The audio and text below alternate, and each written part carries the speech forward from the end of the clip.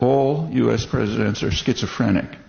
There's just a curious pathology which settles over people when they enter into the White House, and they do sincerely support democracy, but with this funny clause added, if and only if it conforms to U.S. strategic and economic interests.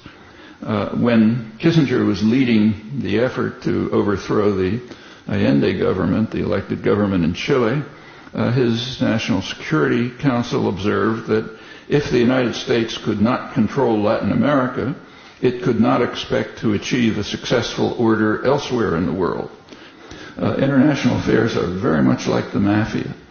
The Godfather does not tolerate disobedience.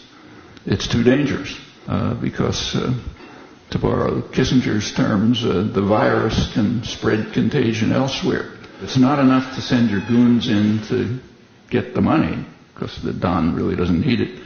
You have to beat him to a pulp and make it clear to everyone else that this kind of behavior is not tolerated.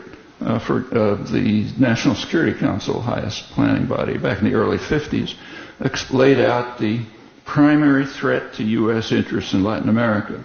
It said the primary interest is posed by radical and nationalistic regimes that appeal to the masses of the population and seek to satisfy the popular demand for immediate improvement in the low living standards of the masses and development for domestic needs.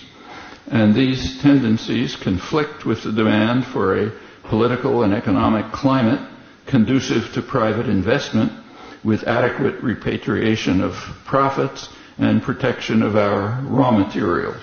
It's kind of like an accident that the raw materials happen to be somewhere else. They're really ours.